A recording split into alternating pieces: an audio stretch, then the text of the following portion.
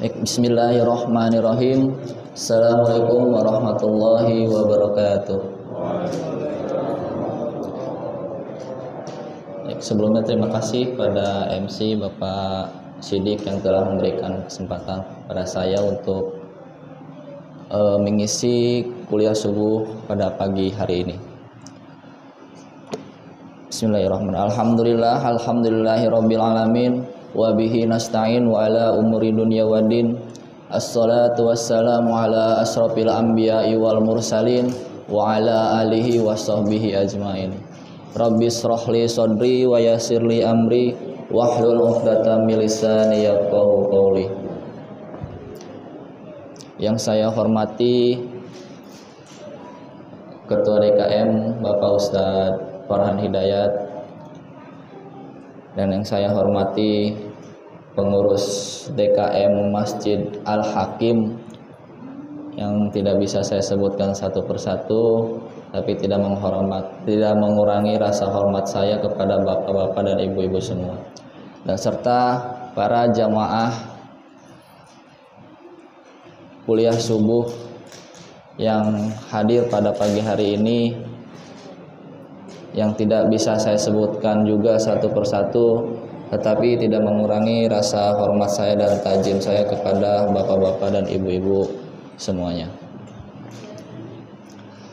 Pertama-tama, yang paling utama, mari kita panjatkan puja dan puji syukur kita kehadirat Allah Subhanahu wa Ta'ala, yang mana telah memberikan kita beribu-ribu nikmat, baik nikmat iman, nikmat Islam, serta nikmat sehat, sehingga kita bisa berkumpul pada pagi hari ini untuk melaksanakan sholat subuh, dan dilanjut pada saat ini kita kuliah subuh, mengkaji kuliah subuh.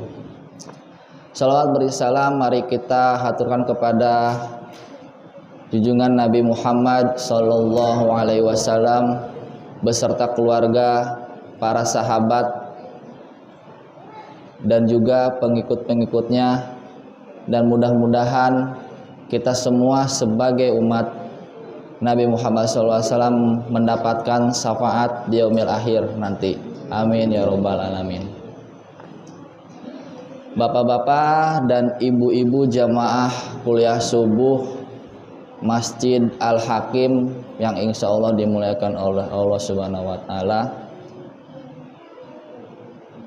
izinkan saya pada kesempatan hari ini untuk bisa menyampaikan. Sebenarnya di sini pun izin bapak-bapak dan ibu semuanya, bukan berarti di sini saya sebagai yang ahli untuk membahas ini. Sebenarnya pembahasan ilmu ahli waris ini adalah pembahasan yang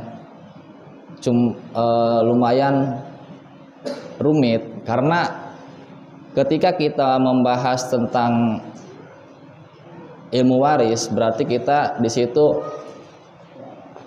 harus menghadapi perhitungan-perhitungan, walaupun emang di situ perhitungannya perhitungan ke uang, ya kan, uang gitu, yang notabene kita sukai semua karena berbentuk harta. Tapi ketika kita dibenturkan dengan perhitungan-perhitungan seperti itu, kadang membuat kita kesulitan, karena harus sesuai dengan syariat yang sudah diajarkan oleh Allah Subhanahu wa Ta'ala. Ilmu waris ini sebenarnya saya belajar pada waktu di pesantren, dan itu pun di waktu itu cuma hanya pengantar saja dan perhitungan gitu kan. Makanya sampai saat ini pun saya nggak mau untuk mendalami terkait ilmu waris, karena emang ilmu waris ini sebenarnya ilmu yang agak sulit, karena kita semua tahu ya, maksudnya dengan ilmu matematika mungkin jarang orang yang suka, apalagi perhitungan-perhitungan yang agak sulit. Jadi kita tidak bisa terus tidak terus untuk bisa mendalami hal itu kalau misalnya kita terbentur dengan perhitungan-perhitungan. Dan mungkin di sini kita berdiskusi aja bersama terkait masalah ilmu waris. Mungkin di sini bapak-bapak dan ibu-ibu juga semuanya sudah mengetahui tentang apa itu ilmu mawaris. Nanti kita berdiskusi di sini. Dan di sini pun saya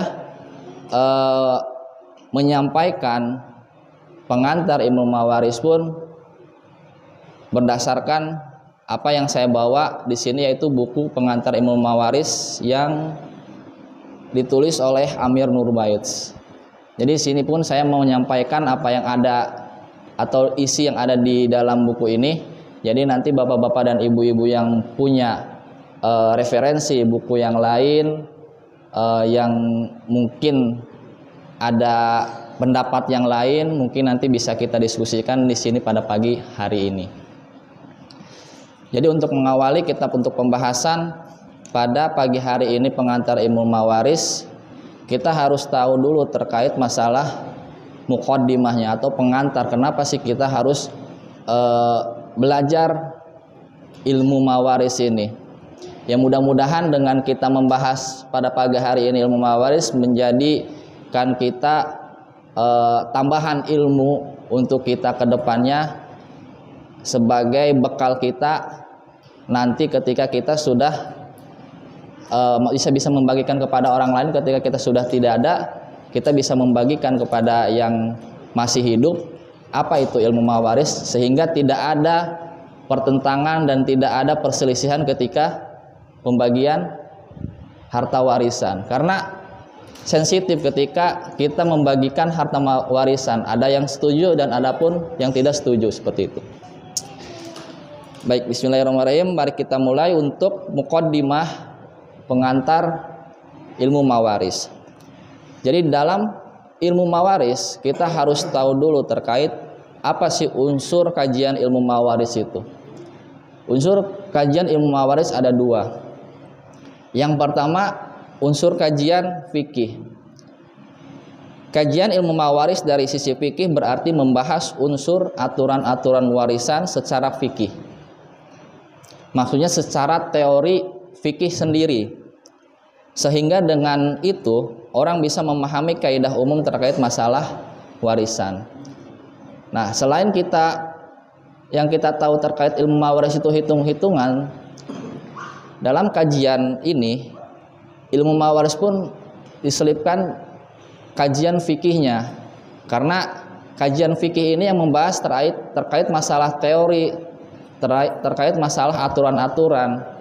Sebagai contoh yang dibahas dalam kajian ilmu fikih pada kajian fikih dalam ilmu mawaris ini, contohnya yaitu di situ tersebut kalau anak laki-laki mendapatkan jatah warisan 2 kali anak perempuan. Mungkin kita semua sudah tahu terkait peraturan itu. Jadi ketika dalam satu keluarga ada anak laki-laki ataupun anak perempuan, berarti berbeda pembagiannya. Hak laki-laki lebih besar dari hak perempuan karena mendapatkan jatah warisan 2 kali lipat. Selanjutnya apa yang dibahas dalam kajian kajian fikih ilmu mawaris? Yang kedua itu orang yang beda agama tidak bisa saling mewarisi. Jadi ketika kita dalam satu keluarga kemungkinan ada yang berbeda agama, berarti itu tidak bisa kita saling mewarisi harta yang kita punya karena sudah berbeda keyakinan itu. Jadi ketika kita mewarisi kepada yang beda agama berarti sudah menyalahi aturan kajian fikih tersendiri. Selanjutnya, ahli waris tidak berhak mendapatkan wasiat. Tapi bukan Pak wasiat ya, maaf ya. Bukan. Jadi tidak boleh mendapatkan wasiat. Jadi wasiat ini diwasiatkan oleh orang yang masih hidup sebelum meninggal kepada keluarga, dan wasiat itu berisikan bisa berupa lisan ataupun harta benda yang nanti yang akan diwasiatkan. Dan itu pun wasiat tersebut tidak boleh dikasih kepada ahli waris, harus kepada selain ahli waris. Ya contohnya ketika saya meninggal dunia, dia mewasiatkan bahwa harta ini, harta yang saya punya 5%-nya harus diberikan kepada yayasan A. Nah, jadi harus diberikan kepada selain ahli waris. Dan itu pun ketika saya contohnya saya sudah meninggal, berarti wasiat yang saya sampaikan sebelum meninggal itu harus ditunaikan terlebih dahulu sebelum pembagian harta warisan. Karena ketika kita membagi harta warisan harus ada dua yang harus dipenuhi tersebut. Pertama wasiat, yang kedua hutang. Jadi diselesaikan terlebih dahulu wasiat dan hutang tersebut, baru kita bisa membagikan harta warisan. Gitu.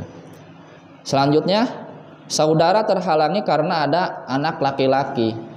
Nah, ini kan semua yang disebutkan tadi itu dari yang pertama sampai yang keempat itu adalah kajian fikih. Jadi peraturan-peraturan atau teori-teori kenapa kita harus menjalani ilmu waris ini atau melaksanakan ilmu waris ini. Jadi ada aturan-aturannya ataupun teori-teorinya yang harus kita jalani.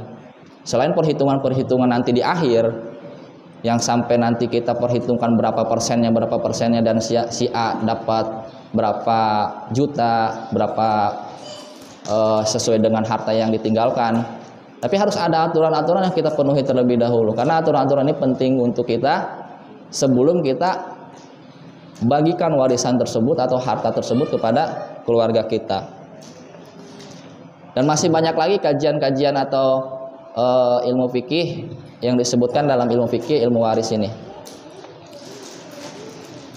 Nah, yang kedua, selain kajian fikih, yang kedua untuk kita muqaddimah pada ilmu mawaris ini, yang kedua itu unsur perhitungan. Nah, ini unsur perhitungan ini yang terkadang kita bingung ataupun yang terkadang kita malas untuk belajar ilmu mawaris.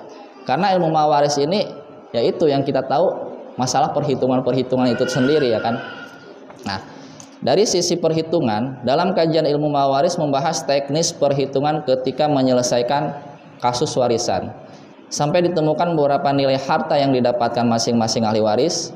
Kajian ini lebih rumit untuk dipelajari karena harus menghitung, melakukan pembagian dan seterusnya sampai bisa menyelesaikan kasus real di masyarakat. Jadi tadi untuk kajian ilmu mawaris ini dua, ilmu fikih dan juga perhitungan. Jadi selain ada peraturan-peraturan yang kita harus ikuti, ada juga perhitungan-perhitungan yang nanti di akhir itu sampai bisa membahas atau membagi harta warisan yang ditinggalkan. Nah, untuk belajar perhitungan ini kita perlu banyak teori, yaitu salah satu teori matematika, ya kan, matematika pecahannya, desimalnya. Jadi ada perhitungannya. Jadi 1/2 ada yang dapat 1/2, 1/4, 1/8. Dimatematika berapa diperhitungkan, berapanya yang harus dibagikan. Nah, itu perhitungan itu yang dalam kajian perhitungan atau hisab. Nah, selanjutnya tadi kan muqaddimah yang pertama itu unsur kajian ilmu mawaris. Yang kedua, muqaddimah untuk mengawali pembahasan ilmu mawaris itu yang kedua, orang yang belajar ilmu waris itu ada dua tingkatan atau dua kategori. Yang pertama itu masyarakat muslim secara umum. Nah, ini kita semua nih, masyarakat umum secara muslim yang kita harus tahu. Yang harus tahu karena ini adalah ilmu mawaris urusan kita setelah meninggal. Jadi kita harus tahu agar tidak ada perselisihan di keluarga kita harus sampaikan ke keluarga tentang terkait masalah ilmu mawaris ini. Kelompok ini tidak dituntut untuk bisa memahami secara utuh masalah-masalah warisan. Namun hanya kaidah-kaidah umum dalam masalah warisan, sehingga kalaupun kelompok tidak bisa melakukan perhitungan pembagian warisan, dia tidak disalahkan. Jadi setidaknya kita mukodimahin ke keluarga-keluarga kita bahwa ilmu mawaris itu seperti ini, kaidah fikihnya itu yang harus kita ikutin seperti ini kayak gitu. Dan perhitungannya pun untuk laki-laki sekian, untuk perempuan sekian, untuk anak sekian, untuk ayah sekian. Jadi sudah ada bekal untuk keluarga kita terkait ilmu mawaris. Jadi ketika kita tinggalkan keluarga kita, sudah ada bekal untuk memahami ilmu mawaris. Jadi tidak ada nanti perselisihan, oh kok si anak pertama ini dapat sekian padahal gini-gini gitu kan. Yang harusnya itu besar itu saya kan gitu. Jadinya tidak ada perselisihan seperti itu yang nanti di keluarga kita ketika kita sudah sampaikan dasar-dasar atau pengantar ilmu mawaris itu.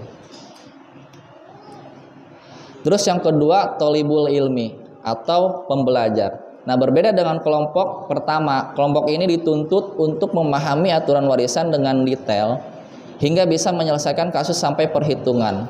Karena dia harus menjadi rujukan bagi kelompok pertama dalam menyelesaikan urusannya.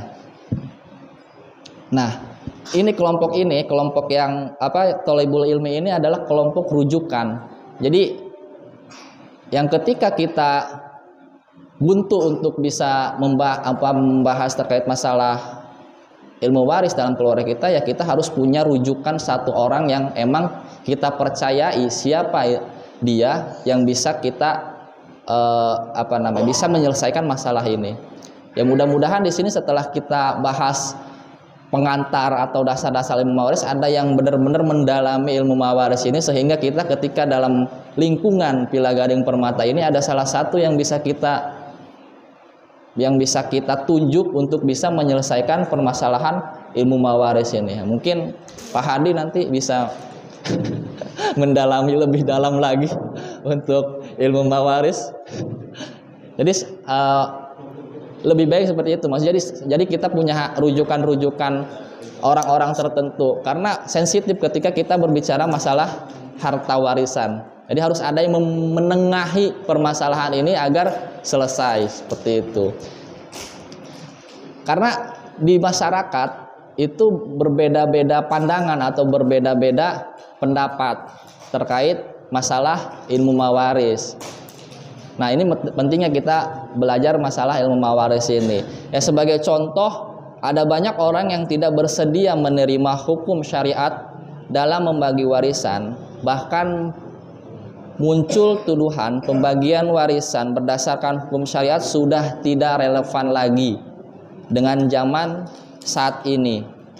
Sebagai contoh, wanita di zaman ini sudah menjadi tulang punggung keluarga, lalu menganggap tetap diberikan jatah warisan setengah laki-laki. Jadi kan karena setiap zaman berbeda-beda gitu kan. Yang kita tahu sekarang kan perempuan pun ataupun istri kita pun sudah bekerja dan menanggung keluarga. Jadi di situ beranggapannya ketika istri bekerja ataupun perempuan bekerja berarti kita sudah setara nih gitu dengan seorang laki-laki.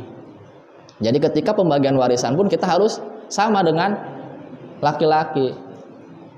Yang kita tahu kan tadi secara ilmu fikih dalam kajian itu kan laki-laki mendapatkan 2 kali dari perempuan.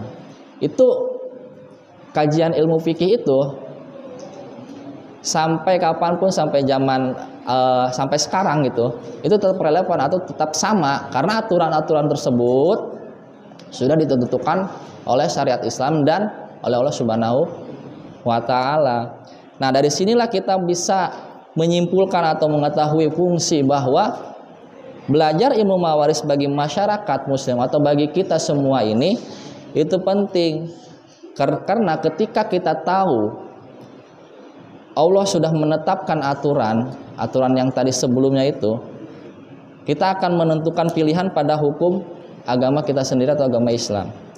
Karena kita yakin itulah yang paling adil dan paling benar. Bapak-bapak dan ibu-ibu jamaah Masjid Al-Hakim yang dimuliakan oleh Allah Subhanahu wa Ta'ala. Kajian ilmu fikih ini atau perhitungan atau aturan ilmu fikih ini sudah diatur oleh Allah sendiri yang menjelaskan ilmu mawaris ini dalam Al-Quran. Allah sebutkan beberapa aturan dan ketetapan tentang pembagian harta warisan, sehingga mempelajari ilmu waris sama dengan mempelajari keputusan dan ketetapan Allah Subhanahu wa taala. Jadi perhitungan aturan yang tadi dalam kajian ilmu fikih itu sudah diatur oleh Allah Subhanahu wa taala dalam Al-Qur'an. Perhitungannya segimana gitu kan. Nah, aturan atau kajian tersebut, aturan ataupun perhitungan tersebut yang sudah kita tahu dalam Al-Quran dicantumkan pada surat An-Nisa ayat 11 dan 12. Nah, itu Allah menjelaskan terkait pembagian hukum waris. Nah, makanya penting kita untuk bisa mempelajari ini ya, karena ilmu waris ini yang menetapkan itu perhitungannya Allah sendiri dalam Al-Quran. Selain zakat ya kan, zakat pun ditentukan oleh Allah Subhanahu wa taala dalam Al-Qur'an. Mustahiknya siapa aja ya kan, sudah ditentukan. Nah, begitupun dengan ilmu waris. Ilmu waris pun sudah ditentukan oleh Allah Subhanahu wa taala terkait pembagiannya berapa aja. Nah, itu disebutkan dalam surat An-Nisa ayat 11 dan 12. Kemudian dalam surat An-Nisa ayat 13 dan 14, di sini selain Allah menyebutkan terkait aturannya, Allah pun menyebutkan terkait janji dan ancamannya. Nah, yang kita tahu, kita itu sebagai umat muslim ya, kita harus dasarnya itu ya Al-Quran itu sendiri gitu. Al-Quran itu sendiri, karena dalam Al-Quran itu ya sudah disebutkan semuanya terkait masalah aturan, masalah pembahasan yang lainnya, salah satunya ilmu waris ini. Nah, janjinya itu janji surga bagi yang mau mengikuti hukum Allah, dan ancaman neraka bagi yang tidak mau mengikutinya. Naudzubillah semua, naudzubillah. Nah, di sini udah ada aturan yang ditetapkan oleh Allah Subhanahu wa taala, ada janjinya dan ancamannya pula. Berarti kan sebegitu pentingnya kita harus mengikuti ketetapan ataupun aturan Allah Subhanahu wa taala. Ya, salah satunya ilmu waris ini. Makanya penting kita untuk ilmu waris ini kita ketahui, biar kita ketika membagikan harta warisan tidak salah atau tidak sesuai dengan aturan Allah Subhanahu wa taala yang sudah ditetapkan dalam surat An-Nisa tersebut. Nah, dalam surat An-Nisa ayat 13 dan 14 terkait masalah ancaman dan janjinya, Allah berfirman, tilka hududullahi wa may yuti'illaha wa rasulahu yudkhilhu jannatin tajri min tahtihal anharu khalidina fiha wa dzalikal fawzul azim. Nah, ini kan surat An-Nisa ayat 13 dan 14. Surat An-Nisa ayat 11 12 terkait masalah aturan-aturannya. Allah berfirman, hukum-hukum warisan tersebut jadi merujuk pada surat 11 dan 12 tersebut merupakan ketentuan-ketentuan dari Allah Subhanahu wa taala. Barang siapa taat kepada Allah dan Rasulnya, niscaya Allah memasukkannya ke dalam surga yang mengalir di dalam sungai-sungai, sedangkan mereka kekal di dalamnya, dan itulah kemenangan yang besar. Jadi ketika kita mengikuti dalam surat An-Nisa ayat 13 ini, kita ketika mengikuti aturan atau anjuran-anjuran Allah Subhanahu wa taala, berarti kita sebagai pemenang di situ, dan dijanjikan oleh Allah Subhanahu wa taala yaitu surganya Allah Subhanahu wa taala. Selanjutnya dalam ayat 14, wa may ya'shillaha wa rasulahu wa yata'adda hududahu yudkhilhu naran khalidan fiha wa lahu 'adzabun muhin. Dan barang siapa yang mendurhakai Allah dan Rasulnya dan melanggar ketentuan-ketentuannya, niscaya Allah memasukkannya ke dalam api neraka sedang ia kekal di dalamnya, dan bagian siksa yang menghinakan. Allah pun di sini sudah menjanjikan surga dan neraka. Nah, masalah ini berarti masalah yang penting. Jadi masalah yang emang krusial untuk kita bisa ikutin terkait ilmu mawaris ini. Jadi tidak main-main. Janjinya itu antara neraka atau surga. Ya kalau kalian mau mengikuti, yang tidak mau mengikuti ya balasannya berarti neraka. Jadi kalau mengikuti ya balasannya ya surga itu. Seperti itu. Jadi sudah ada janji oleh Allah Subhanahu wa taala antara surga dan neraka.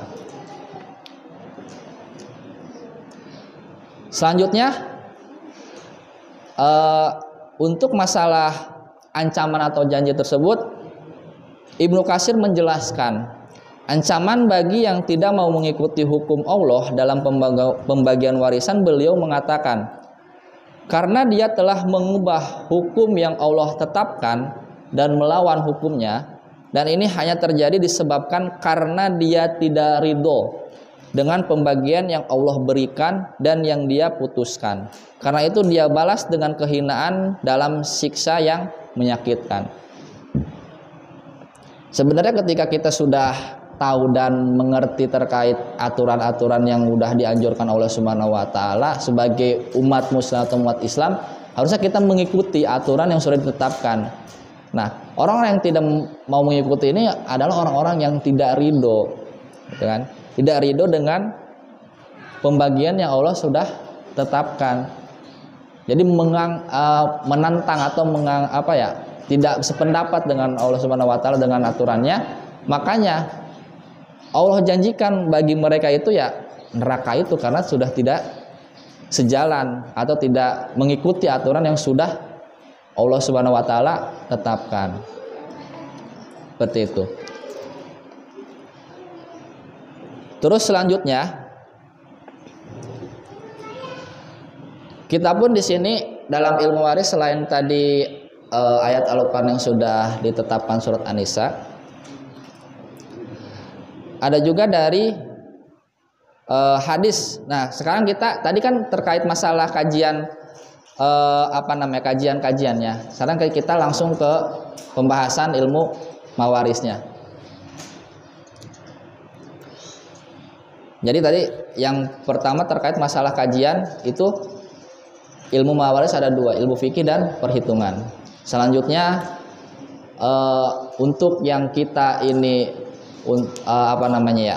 pembelajar orang yang belajar ilmu waris ini ada dua kategori. Yang pertama kita sendiri yang sebagai umat muslim secara umum, ada juga yang tolabul ilmi atau yang benar-benar mendalami ilmu mawaris ini. Yang kedua terkait masalah janji dan ancaman Allah Subhanahu wa taala terkait ilmu mawaris. Selanjutnya kita beralih ke ilmu mawaris atau ilmu faraid. Dari Abu Hurairah radhiyallahu an, Nabi Shallallahu alaihi wasallam bersabda kepadanya, "Ya Abu Hurairah, ta'allamul faraid wa 'allamuha, fa innahu nisbul ilm wa huwa yunsa wa huwa awwalu syai'i yunza'u min ummati."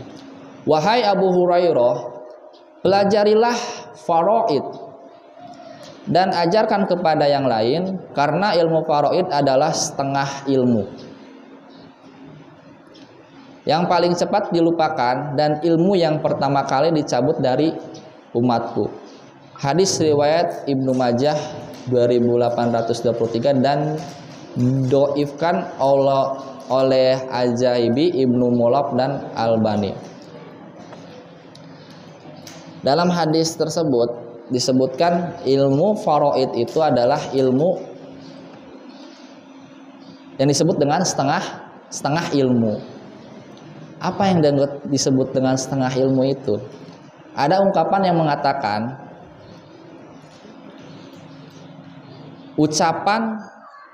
ada ungkapan yang mengatakan saya tidak tahu adalah setengah ilmu. Jadi ketika ada sesuatu yang dibentrokan dari pasangannya,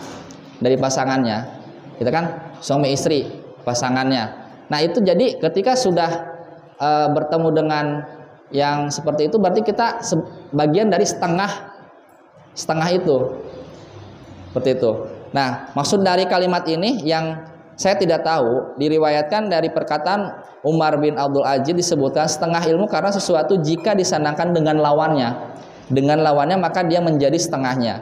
Dan kondisi manusia terkait ilmu ada dua, antara tahu dan tidak tahu. Jadi ketika kita berbicara ilmu faraid, berarti kita berbicara terkait masalah setengah ilmu.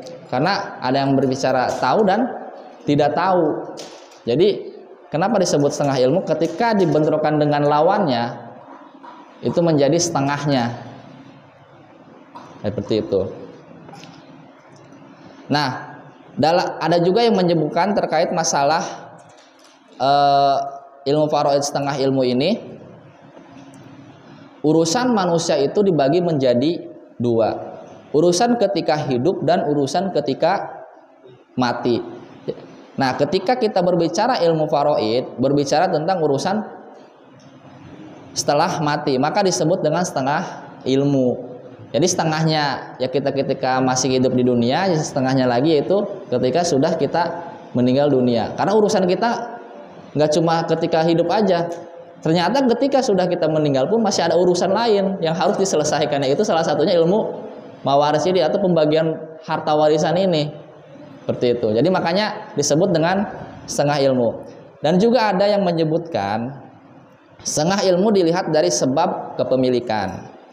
Sebab kepemilikan ada dua. Ada sebab kepemilikan di bawah kendali manusia, yaitu yang disebut dengan ikhtiyari, seperti jual beli, hibah, dan lain sebagainya. Dan ada sebab kepemilikan yang sifatnya otomatis atau izbari, artinya di luar kendali manusia, itulah pembagian warisan. Mungkin pembahasan saya waktu sebelumnya itu terkait masalah kepemilikan. Ya, salah satunya kepemilikan yang kita dapatkan itu diantaranya itu dari harta warisan ini. Harta warisan disebut dengan kepemilikan izbari secara otomatis. Kenapa secara otomatis?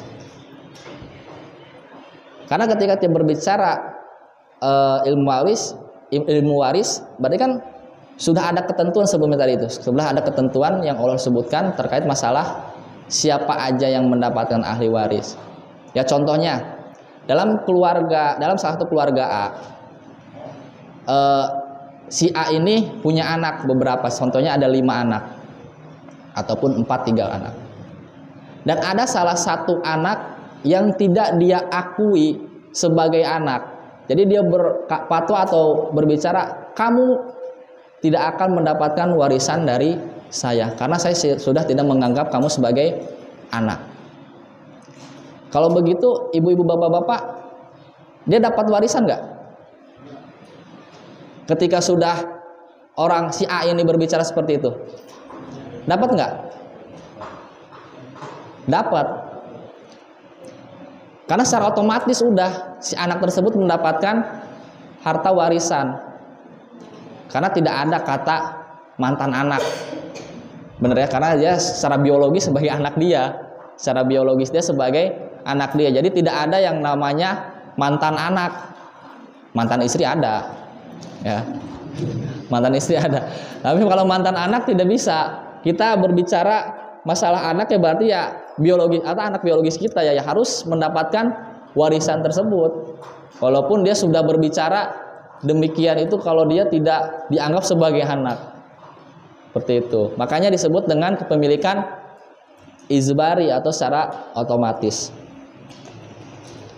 Selanjutnya, ilmu faraid itu ilmu paling cepat dilupakan karena sedikit orang yang mau mempelajarinya. Ya mudah-mudahan Pila Gading Permata ini semua ahli ilmu mawaris. Jadi nanti salah satu Pila Gading Permata ini sebagai rujukan bagi orang-orang yang ingin yang butuh untuk membagi harta warisannya. Amin amin ya rabbal alamin.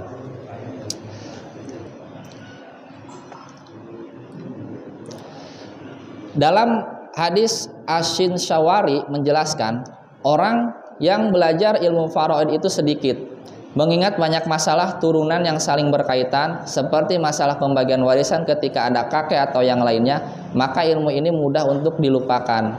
Karena itulah Nabi Shallallahu Alaihi Wasallam memotivasi untuk mempelajari dan mengajarkannya. Walaupun hadis ini doib, namun para ulama menjadikan sebagai salah satu dasar motivasi untuk mempelajari ilmu faraid. Walaupun hadis tadi doib, ya itu salah satu, ya tidak salahnya kita mengamalkan kalau misalnya hadis tersebut ya sejalan atau gitu. Jadi ya mudah-mudahan nanti kita terus memberikan pengetahuan kepada orang lain, terutama untuk keluarga-keluarga kita terkait masalah ilmu mawaris ini agar tidak terputus dan dilupakan terkait ilmu mawaris ini. Jadi terus berkesinambungan sehingga ilmu mawaris ini terus diamalkan oleh keluarga-keluarga kita ataupun sekitar-sekitar kita.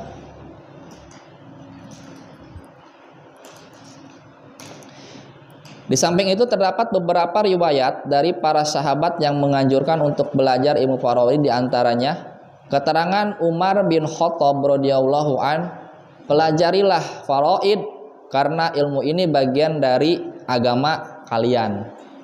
Nah, iya, ilmu faraid ini salah satu yang mengaturnya pun oleh Allah Subhanahu wa taala, ya jadi sebagai salah satu dari agama kita ini, yaitu agama Islam. Selanjutnya, pelajarilah faraid, nahwu dan sunnah sebagaimana kalian belajar Al-Quran. Jadi selain kita belajar terkait masalah nahwu, sunnah dan juga Al-Quran, kita diharuskan juga mempelajari ilmu faraid ini. Selanjutnya keterangan Abu Musa Al-Asy'ari radhiyallahu an, perumpamaan orang yang pandai membaca Al-Quran namun tidak bisa ilmu faraid seperti burnus atau jaket khodi yang tidak ada tutup kepalanya. Jadi ketika kita sudah mempelajari Al-Quran tetapi tidak kita amalkan dan kita pelajari ilmu faraid, karena salah satu isi yang ada dalam Al-Quran itu yaitu ilmu faraid sendiri gitu. Jadi kita harus mengamalkan dan mempelajarinya juga ilmu faraid tersebut. Jadi tadi disebutkan sebagai burnus atau jaket hoodie ya, jaket hoodie yang tidak ada tutup kepalanya. Lanjut atau kayaknya udah siang ya. Nanti mungkin selanjutnya kita lanjutkan di pertemuan, mudah-mudahan insya Allah diberikan umur yang panjang, kita terus bisa membahas terkait ilmu waris ini lebih dalam lagi. Mungkin kita belajar dan berdiskusi kembali gitu kan. Mungkin kalau misal bapak-bapak ataupun ibu-ibu yang mempunyai referensi terkait masalah ilmu waris pun bisa disampaikan di sini. Jadi kita belajar bareng-bareng terkait ilmu mawaris ini, karena yang udah kita tahu tadi terkait masalah ilmu waris itu ya penting banget gitu, penting banget. Jadi ya harus kayaknya untuk kita sebagai umat muslim ini mengetahui terkait ilmu mawaris agar tidak salah dari aturan yang sudah ditentukan oleh Allah Subhanahu wa taala, dan ketika kita melanggar aturan itu ya jaminannya neraka itu. Kita kan semuanya pengen masuk surga semua, jadi harus kita ikuti aturan ini agar mudah-mudahan kita semua menjadi ahli ilmu mawaris dan dijanjikan oleh Allah sebagai yang memasuki surganya Allah Subhanahu wa taala. Amin amin ya robbal alamin. Mungkin sekian dari saya terkait muqaddimah ataupun pengantar terkait ilmu mawaris ini. Kurang lebihnya diberikan pintu maaf yang sebesar-besarnya. Nanti minggu pertemuan selanjutnya kita akan membahas terkait pengertian ilmu mawaris tersendiri seperti apa. Pada zaman Rasul itu ilmu mawaris itu seperti apa gitu, pengertian nanti dilanjutkan dengan ayat-ayat Al-Quran yang menjelaskan terkait ilmu mawaris itu. Jadi kan tadi disebutkan ilmu mawaris ini Allah yang menetapkan, di dalam Al-Quran sudah ditetapkan. Nah, apa aja, dalam surat apa aja nanti yang kita bahas, yang membahas terkait ilmu mawaris ini. Selain An-Nisa ayat 11, 12, 13, 14, ayat yang mana lagi seperti itu. Yang mudah-mudahan bisa bermanfaat bagi kita semua dan menjadi khajanah keilmuan baru kita dan bisa kita ikuti dan amalkan dan kita sebarkan di sekitar kita, terutama keluarga-keluarga kita. Semoga kita menjadi ahli surga Allah Subhanahu wa taala dan dimasukkan Allah Subhanahu wa taala. Wabillahi taufiq wal hidayah. Wassalamualaikum warahmatullahi wabarakatuh.